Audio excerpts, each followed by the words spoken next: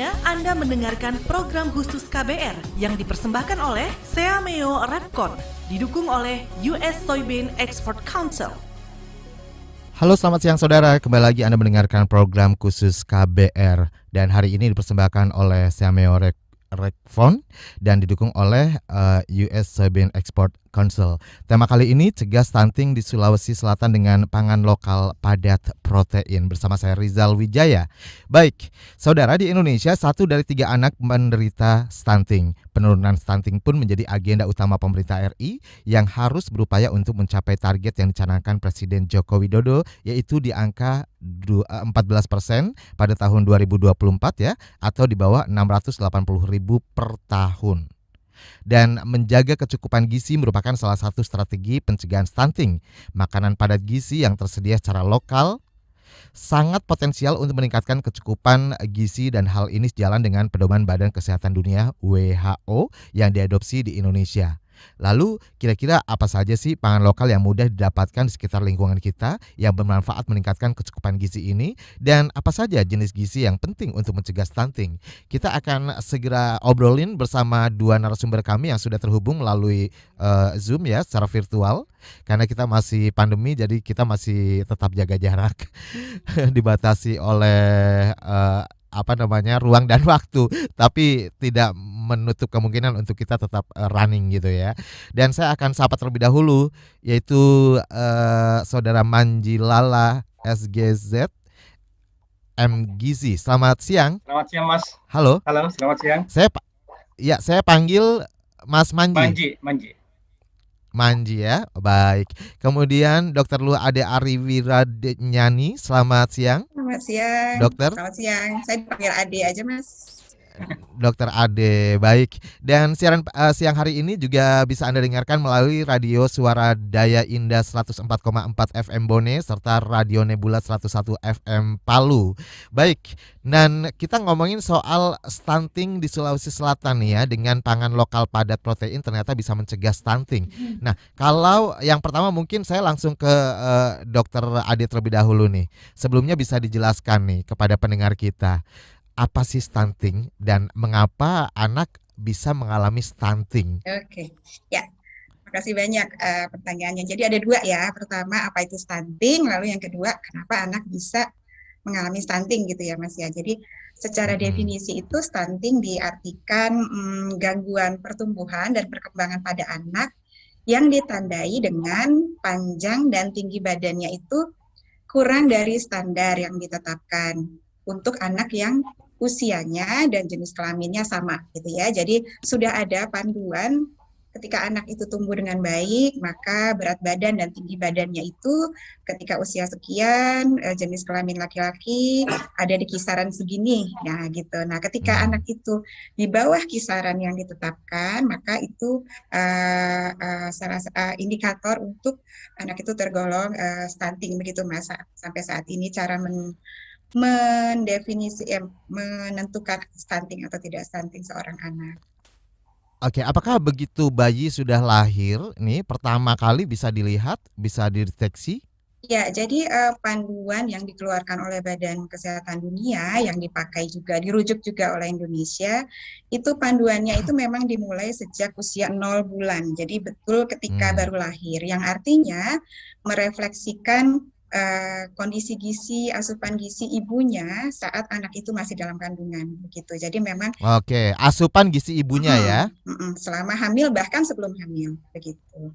Jadi pertanyaan kedua saya belum jawab ya, Mas ya, mengapa anak bisa mengalami stunting? Tapi maaf, itu idealnya kalau berat badan dan panjangnya mungkin bisa ada panduan juga yang bisa jadi rujukan kepada masyarakat? Ada. Kalau misalnya, kalau untuk Indonesia, pemantauan pertumbuhan ini kan dilakukan setiap bulan ya. Yang paling sering kita dengar itu posyandu gitu ya, di Sulawesi Selatan juga kayaknya ini umum, berbasis masyarakat, sebulan sekali ibu-ibu yang punya anak balita diharapkan membawa anaknya untuk ditimbang dan diukur tinggi badan dan panjang badannya. Nah dari situ nanti di kartu KMS yang dimiliki oleh setiap ibu nanti ada kurva gitu Mas. Nah, jadi usia anak berapa, panjang badannya berapa, nanti diplotkan. Dari situ nanti ibu-ibu kader itu sudah bisa melihat, oh ini panjangnya ada di zona hijau nih, zona hijau aman gitu ya. Kalau zona kuning itu berarti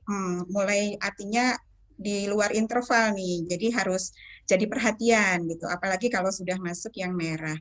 Tapi sebetulnya selain zona yang berwarna-warna ini, juga harus dilihat apakah walaupun masih di zona hijau, tapi kalau panjang badannya atau berat badannya kok bulan ini sama ya dengan yang bulan lalu. Nah, itu juga harus jadi perhatian walaupun zonanya masih hijau begitu. Jadi yang dilihat itu warna zonanya dan dilihat juga penambahan berat badan dan tinggi badan atau panjang badannya tiap bulan. Begitu, Mas.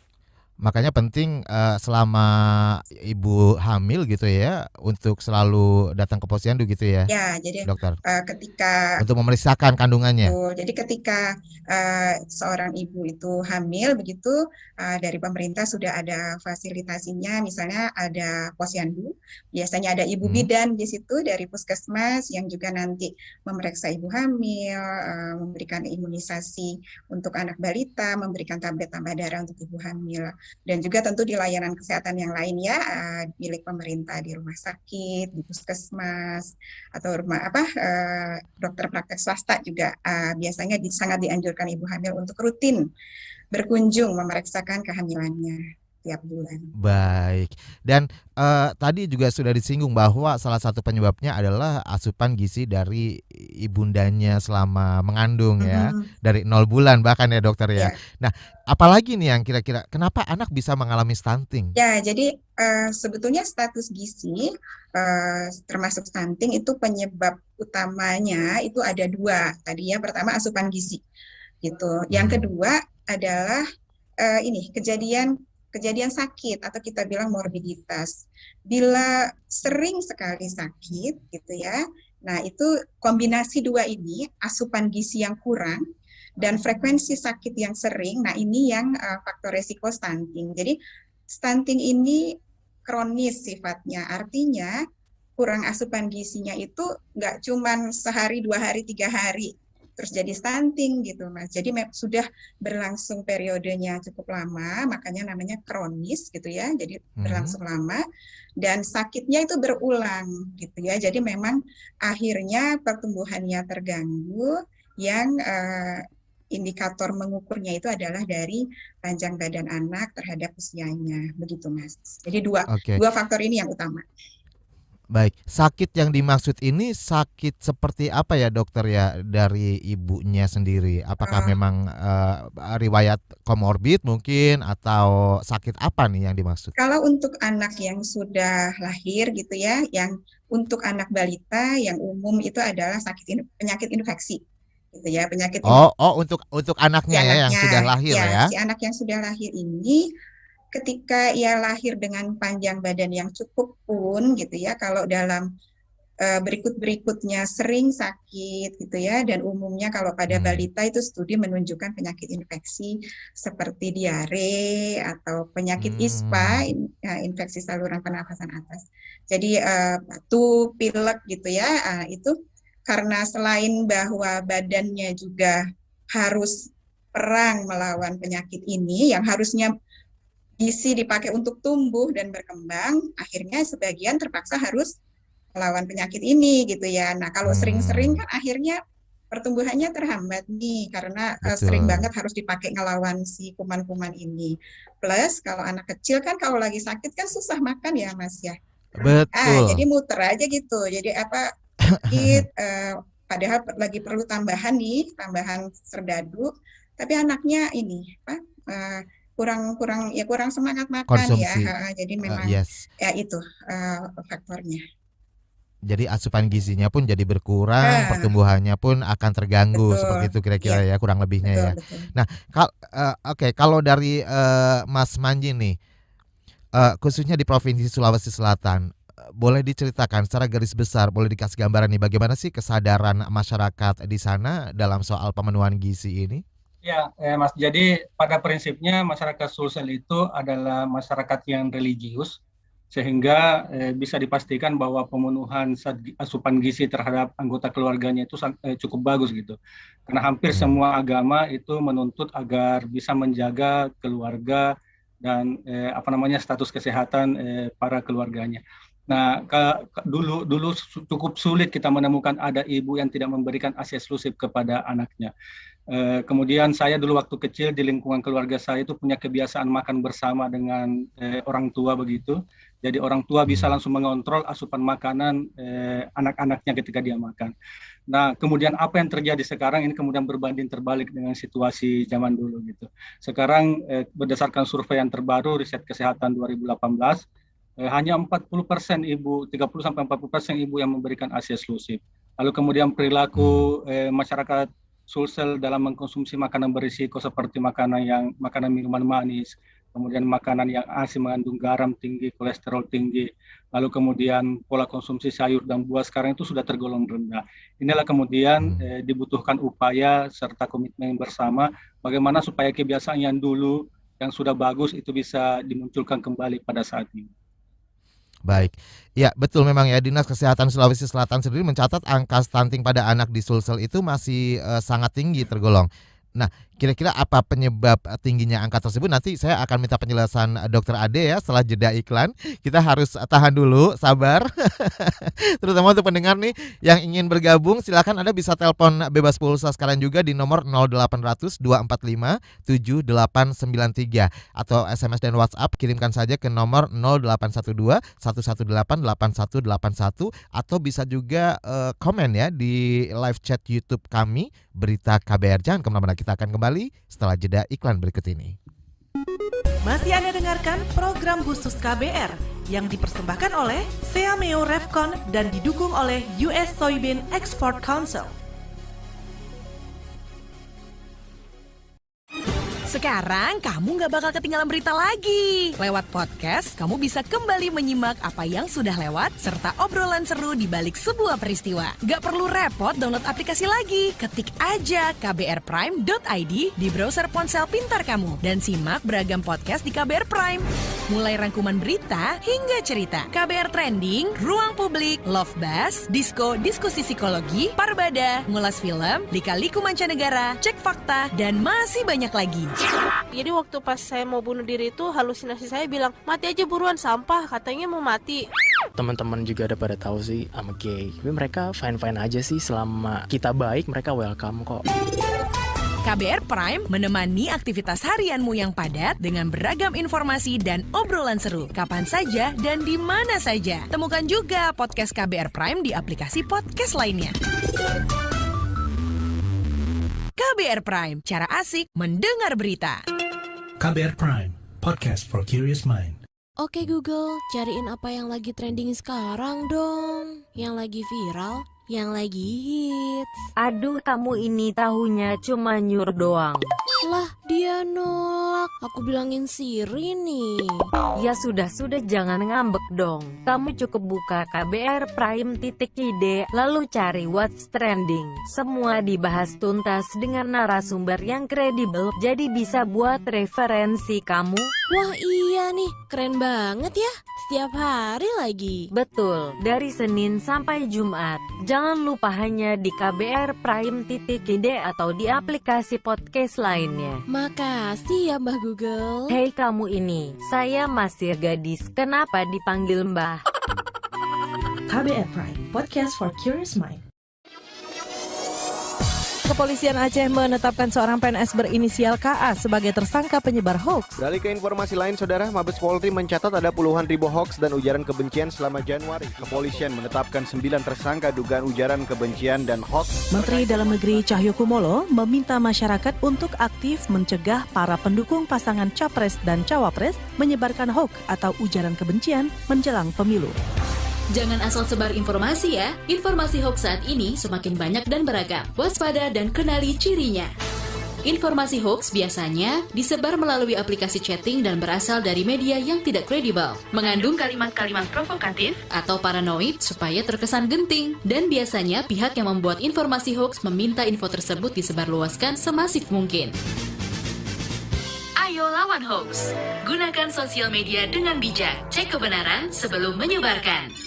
Pesan layanan masyarakat ini dipersembahkan KBR. Inspiratif, terpercaya. Masih Anda dengarkan program khusus KBR yang dipersembahkan oleh Seameo Revcon dan didukung oleh US Soybean Export Council. Ya, masih bersama saya Rizal Wijaya di program khusus KBR dengan tema Cegah Stunting di Sulawesi Selatan dengan pangan lokal padat protein. Baik saudara, dan kalau kita ngomongin soal stunting tadi juga di awal sudah dijelaskan bahwa stunting ini adalah kondisi di mana tinggi badan anak ini lebih rendah dibandingkan teman sebayanya karena kekurangan gizi kronis ya. Dan faktanya 1 dari 3 balita Indonesia stunting. Jika tidak terdeteksi dan ditangani dengan baik, balita yang stunting ini bisa menjadi anak dan dewasa yang sering sakit dan kurang produktif. Akhirnya dapat mengganggu pertumbuhan badan si anak ya. Dan berkaitan dengan hal ini, Seameo Revcon sebagai organisasi yang bertanggung jawab di bidang pangan dan gizi di Asia Tenggara bekerjasama dengan beberapa mitra lokal serta didukung oleh USSEC mengadakan kegiatan kampanye pangan lokal padat protein sebagai solusi pengentasan stunting di Indonesia.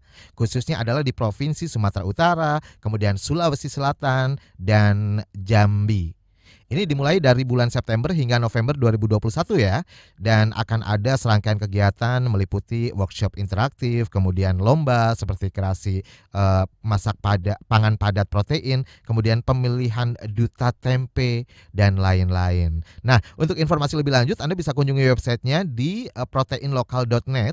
Kampanye pangan lokal padat protein dipersembahkan oleh Seameo Revcon dan didukung oleh USSEC.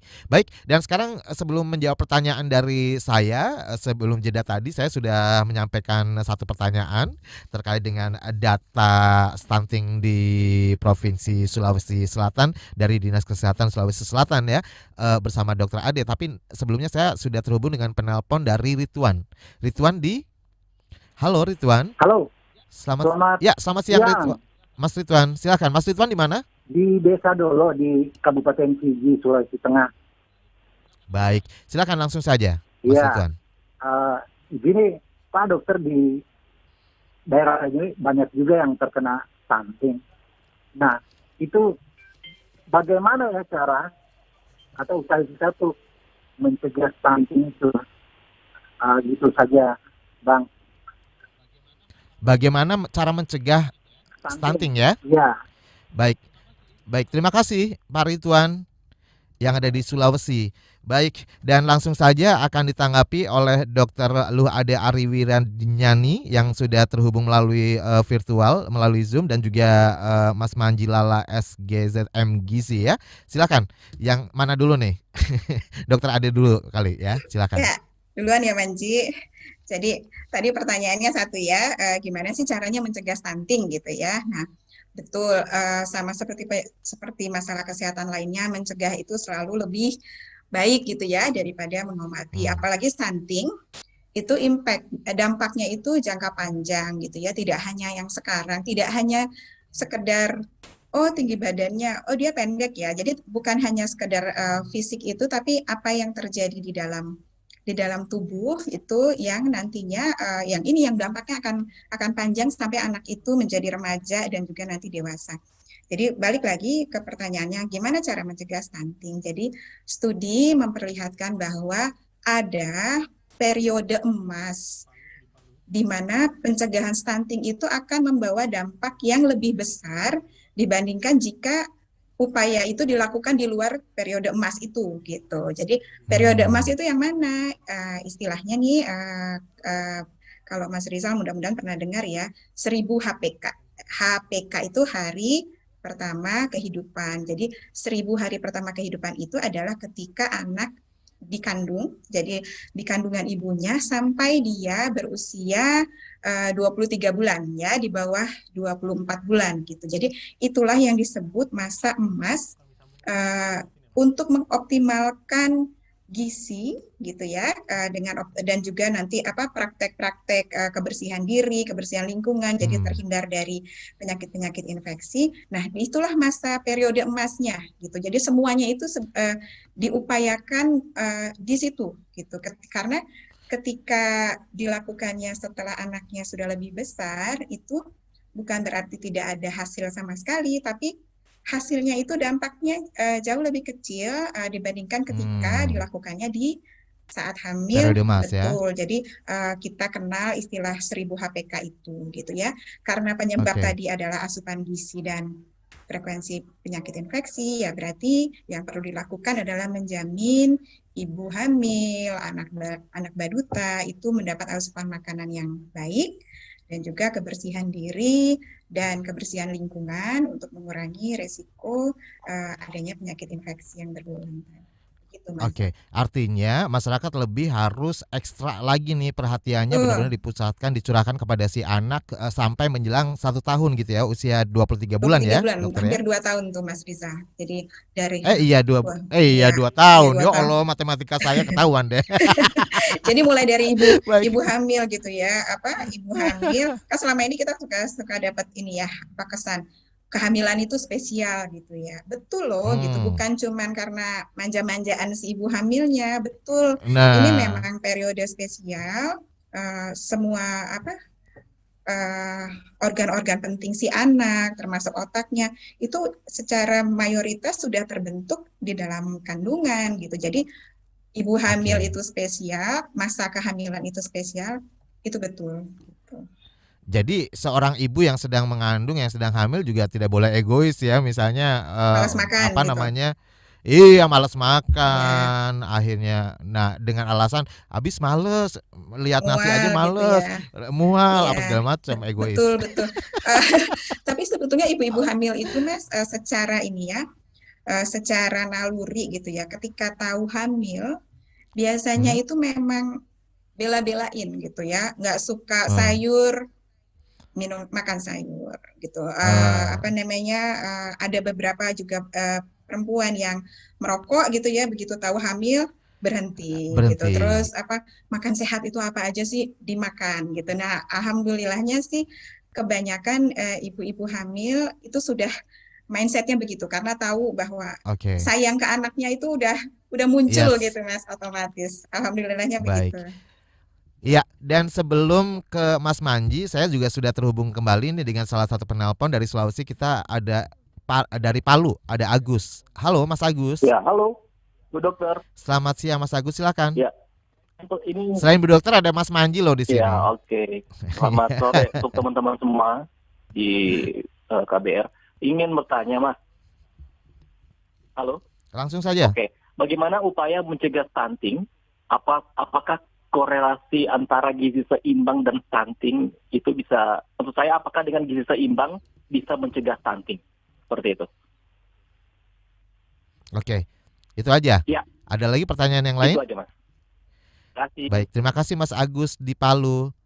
Ya, mungkin ini masih terkait dengan pertanyaan pertama ya tadi ya dari Ridwan di Sulawesi ya. Baik. Dokter Ade nanti boleh ditanggapi, tapi saya juga pengen ke Mas Manji nih terkait dengan pertanyaan Mas Ridwan tadi. Nah, ini kan dibutuhkan kerjasama, bukan hanya menjadi tugas pemerintah saja ya untuk mengedukasi masyarakat sekitar, tetangga, orang-orang terdekat untuk meningkatkan asupan gizi yang baik untuk anak gitu ya. Nah, kira-kira seperti apa nih edukasi kepada masyarakat sejauh ini? Yang harus dilakukan. Jadi kalau di Sulawesi Selatan itu sekarang ada program namanya Gammaratna. Jadi program ini diinisiasi oleh Dinas Kesehatan Provinsi Sulsel, Poltekkes Kemenkes Makassar juga ikut terlibat di dalamnya. Jadi konsep program ini adalah menempatkan 1 orang ahli gizi di setiap desa. Jadi ahli gizi inilah nanti yang akan mendampingi keluarga-keluarga dengan sasaran yang 1000 HPK tadi. Dan mereka mendampingi untuk memastikan bahwa mereka asupan gizi mereka itu bisa terpenuhi. Nah, lalu kemudian untuk melihat efek dari program itu secara reguler, status gizi mereka, kelompok sasaran itu mulai remaja, ibu hamil, ibu menyusui itu dievaluasi setiap bulan. Seperti itu konsep edukasi yang berjalan saat ini di Sulawesi Selatan. Baik. Dan ya masih ada yang mau disampaikan? Menyambung pertanyaan yang kedua, apakah hanya cukup dengan gizi seimbang? Tentu tidak. sebagaimana yang disampaikan oleh Dr. Ade tadi, ada dua hal yang menjadi titik poin di sana, asupan gizi dan penyakit infeksi. Jadi penyakit infeksi kita lihat juga penyebabnya apa. Salah satunya adalah sanitasi lingkungan. Jadi para pendengar sekalian, meskipun misalnya asupan gizinya bagus tetapi sanitasi lingkungannya buruk, atau misalnya mau makan tidak cuci tangan pakai sabun, lalu kemudian tidak ada gunanya juga makanan bergizi tadi. Sehingga dua hal tadi itu harus simultan, harus jalan bareng gitu untuk menangani masalah ini. Oke, tidak bisa diabaikan salah satunya gitu ya.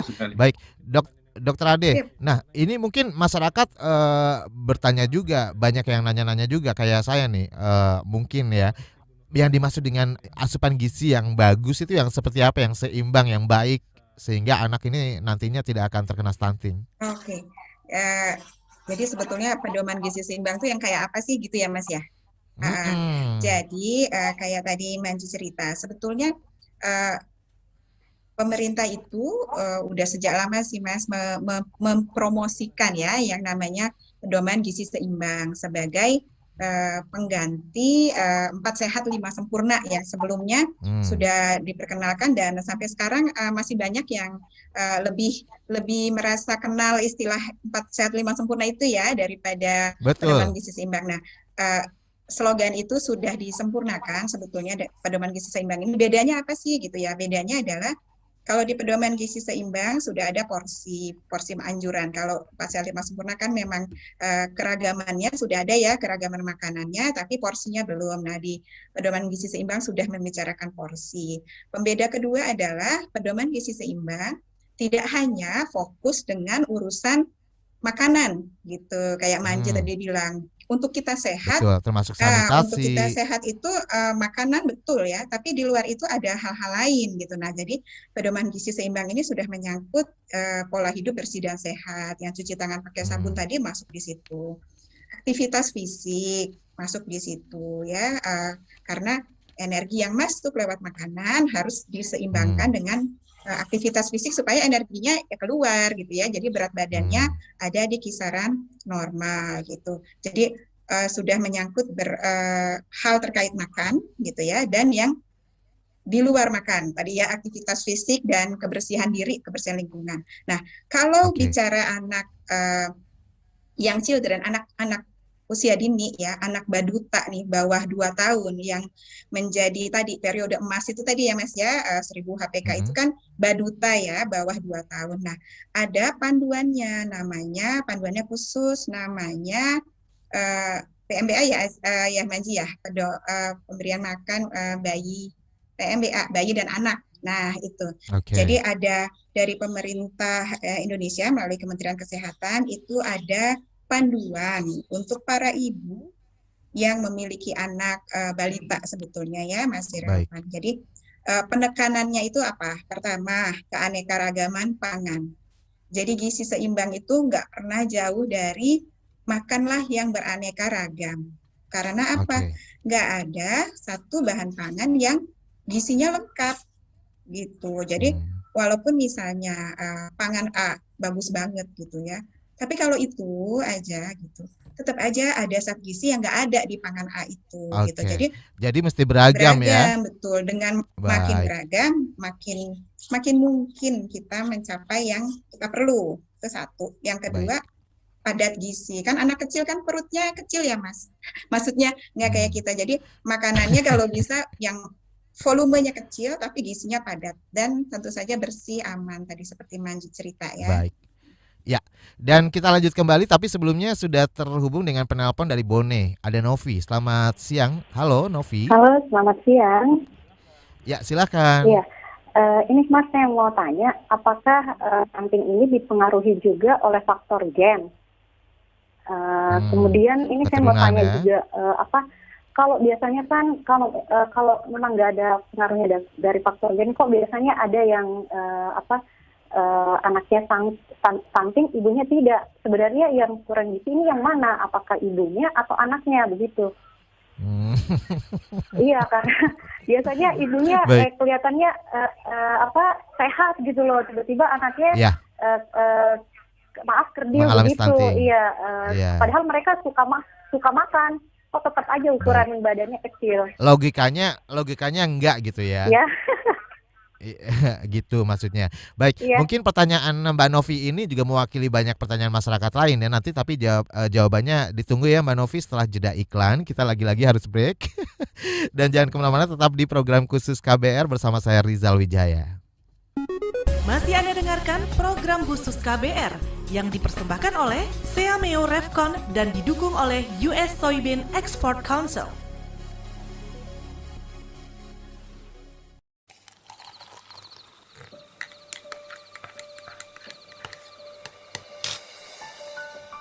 Hai, kamu apa kabar? Masih suka menikmati senja dan kopi? Aku masih ingat kebiasaan kita. Sehabis pulang kerja, selalu mencari tempat untuk sekedar ngobrol dan ngopi. Tapi kadang kita kehabisan bahan obrolan.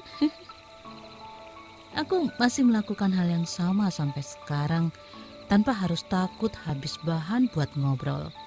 Karena aku selalu mendengarkan KBR sore, dari Senin sampai Jumat jam 4 sore. Aku rindu. KBR Inspiratif Terpercaya.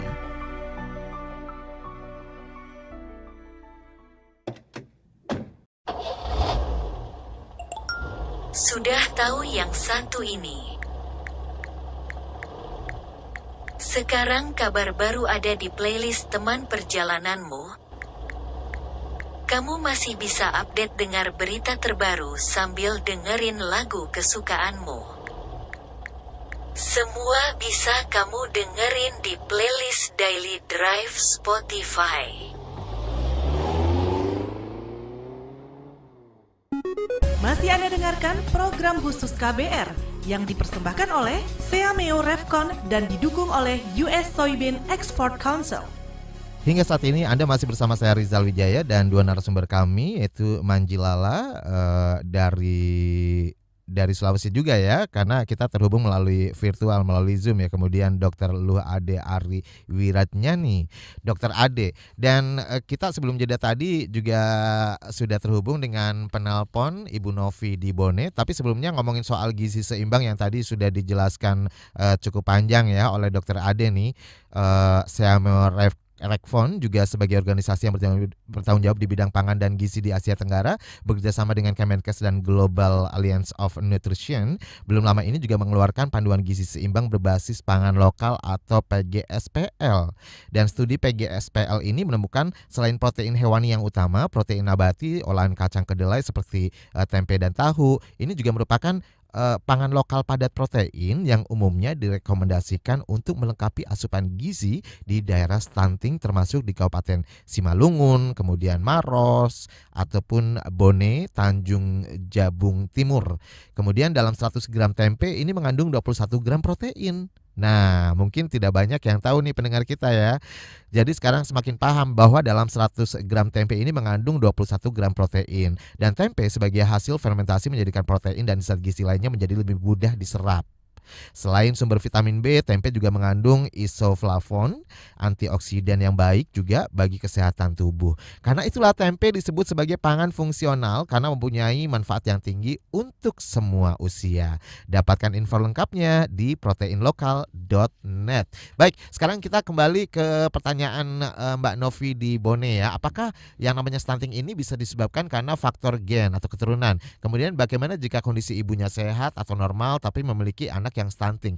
Apakah ini terjadi karena ibunya, faktor penyebabnya apakah ibunya atau anaknya sebenarnya? Jangan main salah-salahan juga ya. Ya betul, Nggak cari jangan. tahu aja. Jangan. Silakan Dokter Ade. Ya, makasih. Nanti Manji mungkin bisa nambahin ya Manji ya. Ya, ini, Iya pasti. Ini pertanyaan emang banyak banget nih Mas, karena kan dari dulu tuh kan kita tanda kutip ngelesnya kan gitu ya. Orang kita orang Asia, masa mau setinggi bule kan susah ya kan gitu ya waktu itu. Jadi kayaknya memang emang udah kita segini gitu. Nah sebetulnya itu juga yang mendasari, makanya ketika Badan Dunia ini membuat kurva pertumbuhan Mas, yang akhirnya menjadi rujukan, termasuk dirujuk oleh pemerintah Indonesia itu, mereka juga sudah berusaha mempertimbangkan faktor genetik ini. Makanya anak-anak yang dijadikan subjek dari penelitian ini berasal dari 5 benua, sehingga genetiknya itu udah dari segala macam. Jadi ini bukan cuman anak-anak Amerika atau anak-anak Eropa gitu yang kita ngertinya emang udah tinggi gitu, tapi juga melibatkan anak-anak dari Asia gitu, dari Asia, Afrika, Eropa, Amerika. Jadi faktor genetik itu juga sudah dipertimbangkan, dan ternyata ketika seorang anak itu tumbuh di lingkungan yang baik gitu ya, dengan asuhan yang baik, asupan gizi yang baik, tidak terpapar oleh itu kalau nggak salah waktu itu salah satu syaratnya adalah tidak merokok, si subjek itu tidak tinggal di rumah yang merokok, ada yang merokok, nah begitu-begitu. Ketika anak tumbuh bebas dari asap rokok ya. Jadi ketika anak itu tumbuh di lingkungan yang seperti itu, rupanya faktor genetik itu tidak mendominasi gitu, Mas. Yang lebih mendominasi adalah faktor lingkungan, yang asupan makanan tadi, kebersihan diri, sanitasi, pengasuhan orang tua. Nah, betul bahwa genetik ada kontribusinya, tapi tidak besar gitu. Nah, yang tidak tahu persis ya berapa persen genetik, berapa persen makanan, itu belum ada. Walaupun ada yang bilang 30%, 70%, tapi keyakinan dari para ahli gizi adalah tidak sebesar yang disangka gitu pengaruh genetik teh. Jadi memang yang lebih besar justru pengaruh lingkungan gitu ya, bukan genetik. Jadi nggak bisa lagi kita bilang ya tuh orang Indonesia memang segini aja gitu. Jadi udah nggak bisa begitu sih, Mas. Baik. Kalau dari Mas Manji sendiri ada yang mau ditambahkan Ya, mungkin? betul sekali. Jadi genetik itu tidak banyak sih sebenarnya. Bahkan beberapa referensi ada yang mengatakan hanya 26%, ada yang bilang 10%. Jadi tidak banyak. Nah, yang jadi masalah kemudian adalah seringkali karena stunting ini identik dengan balita gitu, balita stunting. Sehingga hampir semua orang fokus di balita dan melupakan ibu hamil. Padahal pembentukan organ, pembentukan otak semuanya itu dimulai di ibu hamil. Nah, ketika ibu hamil diabaikan, ya jangan heran kalau misalnya kasus stunting tidak selesai-selesai gitu. Balitanya normal. Berarti sumbernya sebenarnya ada nih ibu-ibunya gitu ya. Ya, jadi balitanya dari awal sudah normal, ibu hamilnya diabaikan, akhirnya menyumbang stunting baru dan seterusnya berputar-putar seperti itu. Apa yang disampaikan Dokter Ade tadi bahwa kita harus fokus nih di 1000 hari. 1000 hari itu mulai dari ibu hamil, bukan dari balita gitu. Jadi ibu hamilnya kita harus jaga asupannya, status gizinya, sehingga pembentukan organ, pencetakan genetik apa segala macam itu sudah terbentuk begitu lahir. Nah, begitu lahir kemudian kita jemput, kita teruskan intervensinya. Seperti itu, Pak. Baik. Sebenarnya masih banyak banget pertanyaan yang sudah masuk, tapi saya juga penasaran nih sebenarnya apa nih yang akan terjadi ketika anak mengalami stunting, Dokter? Dampaknya apa nih jangka panjang? Jadi yang pertama itu kalau masalah tinggi badan yang kurang dari teman sebayanya, itu iya ya, ada konsekuensi, ada yang bilang bahwa oke, nanti produktivitas saat bekerja gitu ya, ada pekerjaan-pekerjaan tertentu yang misalnya mensyaratkan fisik begitu, jadi kurang kompetitif, itu satu. Tapi yang lebih penting lagi adalah akibat kurang gizi saat kehamilan dan pada masa di mana otak itu berkembang sangat pesat, yaitu yang 1000 HPK tadi, yaitu tadi pemrograman si anak itu secara metabolisme tubuhnya itu kan secara mayoritas sudah terjadi ya di 1000 HPK. Nah, pertama nanti lebih mudah sakit gitu ya ketika memasuki dewasa. Ketika tidak tertangani ini stuntingnya, lebih mudah sakit dan akhirnya kurang kompetitif saat menjadi pekerja gitu ya. Belajarnya juga kemampuan untuk menerima informasi, mendigestnya itu juga kurang. Dan satu lagi yang juga ternyata muncul adalah resiko anak itu untuk nantinya menderita penyakit tidak menular. Penyakit tidak menular itu seperti diabetes, kardiovaskular, lalu kanker yang seperti itu.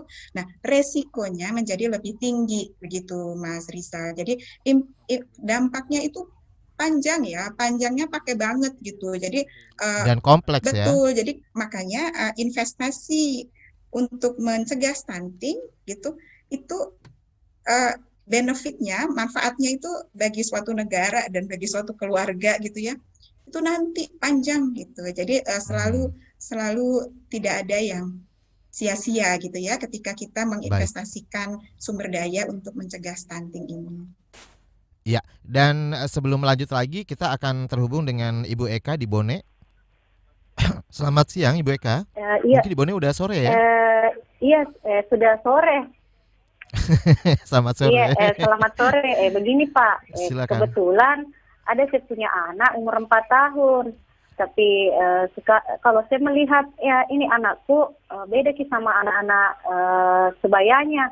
Karena mereka tinggi besar begitu, sudah ukurannya memang anak 4 tahun. Ini saya punya anak seperti anak yang umurnya 2 tahun begitu tinggi-tingginya.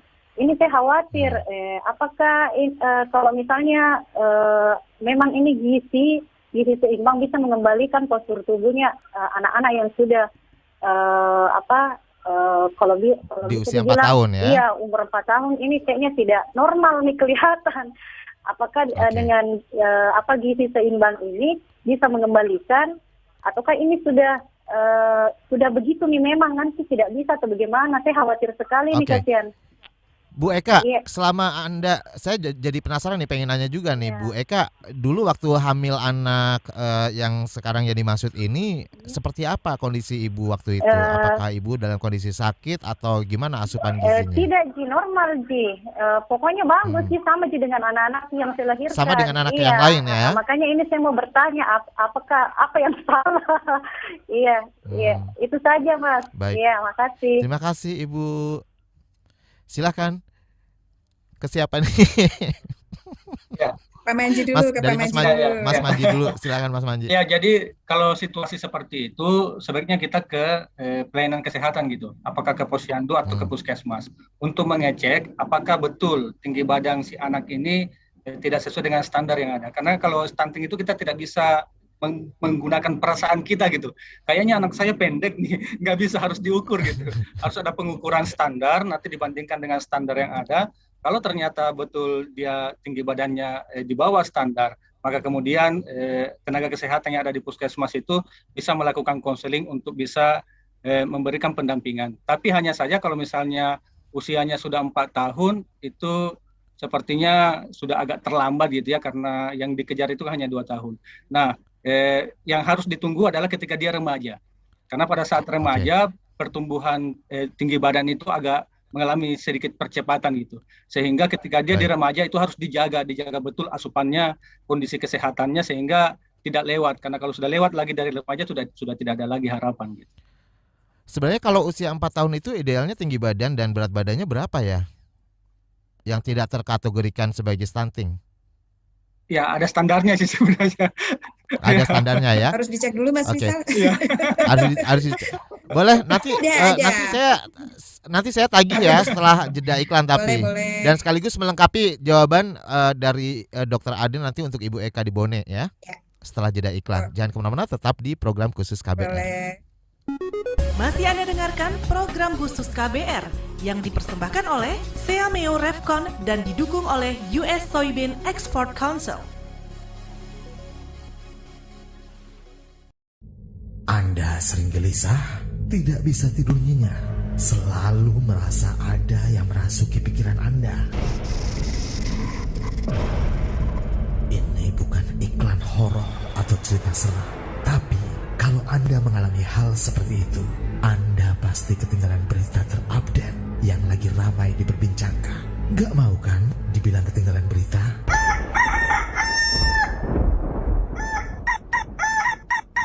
Makanya dengerin KBR Pagi, siaran pagi radio paling update, menghadirkan narasumber yang terpercaya dan kredibel. Banyak lagu-lagu dari zaman old sampai zaman now. Setiap hari Senin sampai dengan Jumat, mulai pukul 7 sampai 8 waktu Indonesia Barat. Bisa didengerin dari Aceh hingga Papua. Cukup 1 jam saja untuk membuat kamu tetap update. Woi, ayam siapa nih? Berisik, saya mau dengerin KBR Pagi. Yuk follow sosial media KBR, Twitter @beritaKBR, Instagram @kbr.id, YouTube Berita KBR. Masih Anda dengarkan program khusus KBR yang dipersembahkan oleh Seameo Revcon dan didukung oleh US Soybean Export Council. Ya, inilah bagian akhir dari program khusus KBR siang hari ini dan masih bersama saya Rizal Wijaya dengan tema Cegah Stunting di Sulawesi Selatan dengan pangan lokal padat protein, dan masih bersama Manjilala dan juga Dr. Lu Ade Ariwi Radnyani ya yang masih terhubung melalui Zoom secara virtual dan menyambung dari pertanyaan Ibu Eka di Bone tadi. Ini mungkin boleh ditanggapi lagi nih, Dokter Ade, dilengkapi silakan. Ya. Kalau tadi saya nanya idealnya kan 4 tahun 4 tuh. tahun. Coba seperti Tadi saya ngintip dong ininya kurva pertumbuhannya gitu. Usia 4 tahun pas ya. Ini saya asumsikan 4 tahun pas. Kan anjuran itu kan selalu kisaran ya Mas. Tidak dipatok satu poin harus segini tingginya gitu. Selalu interval. Nah, tadi saya lihat usia 4 tahun itu untuk anak laki-laki, tadi lupa nanya lagi ke si ibunya teh, anaknya laki atau perempuan. Beda Mas. Jadi karena memang pertumbuhan laki-laki dan perempuan itu berbeda. Jadi rujukannya juga berbeda. Nah, ini tadi yang saya intip yang laki ya, yang laki usia 4 tahun itu untuk bisa dikatakan tinggi badan sesuai menurut usia 95 itu minimal dan 112 cm itu yang batas atasnya gitu, 95 sampai 112. Ketika laki-laki 4,0 tahun ya, 4 tahun pas gitu ya. Tadi saya sempat ngintipnya itu aja tuh. Nggak sempat ngintip yang perempuan. Iya, dan mungkin bisa dijawab juga nih, stunting ini sebenarnya bisa disembuhkan nggak sih? Karena kan kalau tadi sebenarnya udah agak telat ya kalau untuk di usia 4 tahun gitu ya. Seperti tadi Manci cerita, betul, maksudnya peluang utamanya terlewat ya, peluang utama gitu. Tapi bukan berarti terus harapan putus banget gitu ya buat untuk juga memberikan pengasuhan yang optimal buat anak ini. Ya tentu saja harus terus diupayakan asupan gizinya yang baik karena anak kan terus bertumbuh ya, kebutuhan gizinya naik terus gitu ya, makin lincah, nanti masuk PAUD, makin mulai belajar, naik terus kebutuhan energinya, kebutuhan vitamin A-nya. Jadi itu tetap harus selalu diupayakan itu terpenuhi supaya kondisinya membaik gitu ya, jangan sampai misalnya memburuk, itu satu.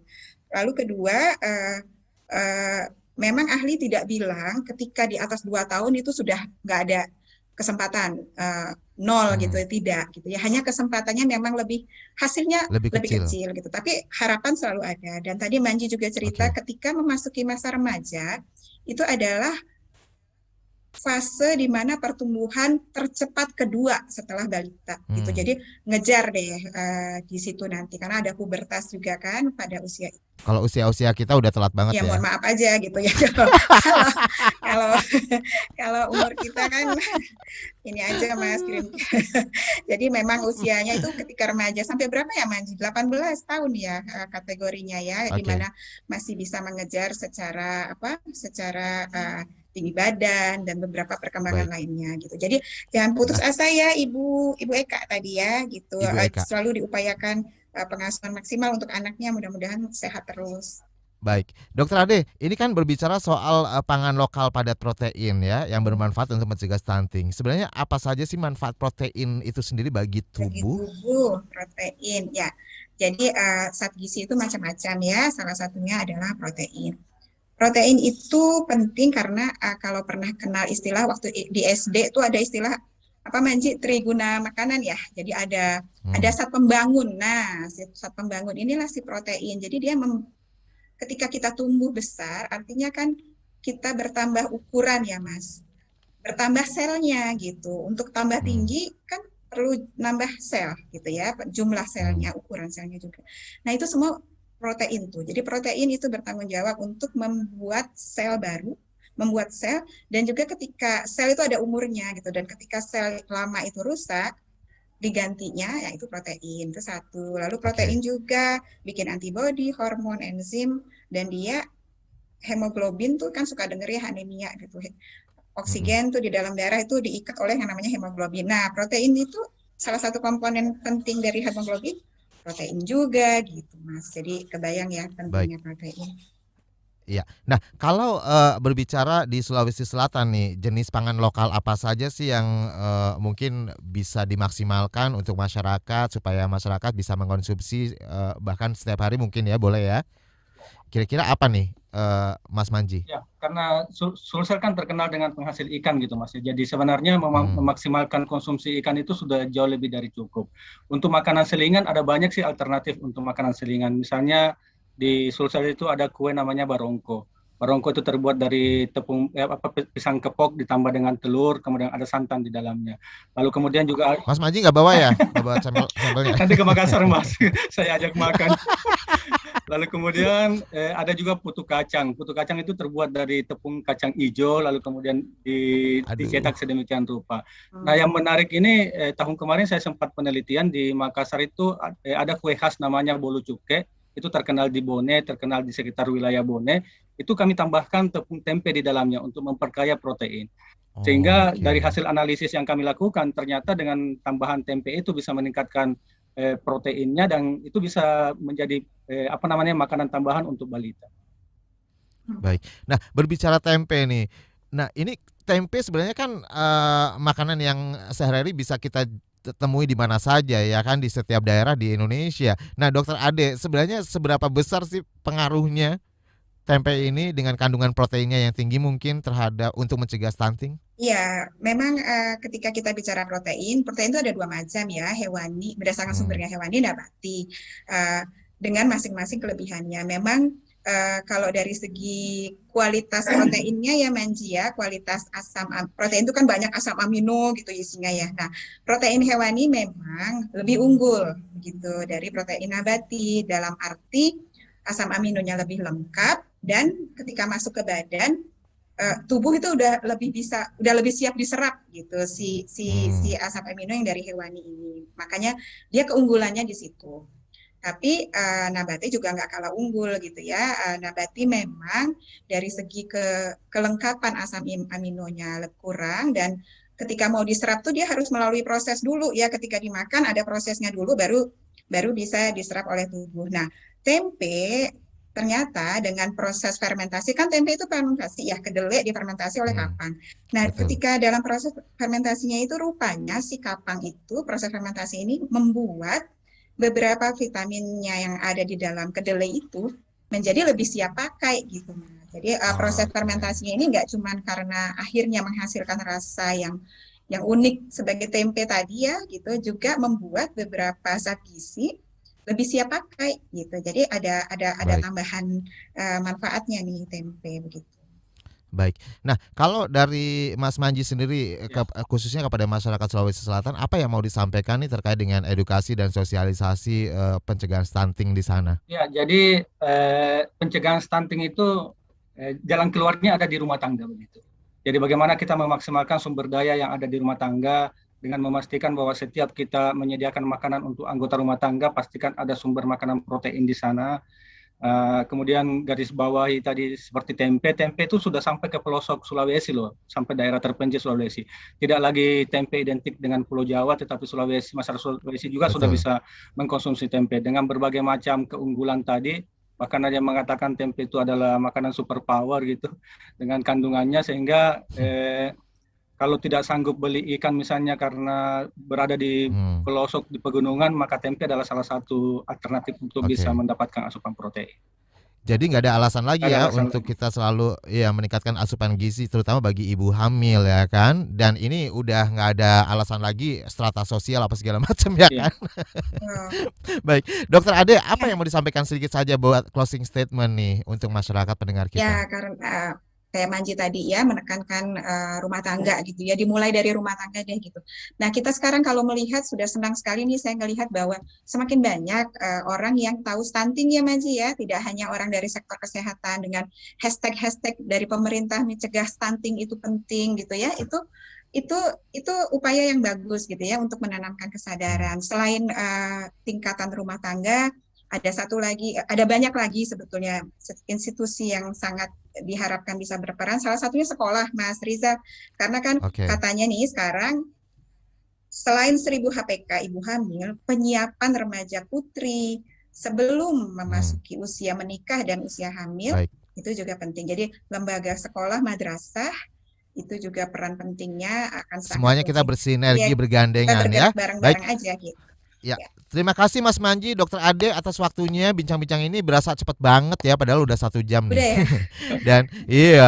Dan buat pendengar yang udah mengirimkan pertanyaan tapi belum sempat kebaca, mohon maaf sekali karena keterbatasan waktu. Saya Rizal Wijaya harus segera pamit. Terima kasih. Salam. Baru saja Anda dengarkan program khusus KBR yang dipersembahkan oleh Seameo Revcon dan didukung oleh US Soybean Export Council.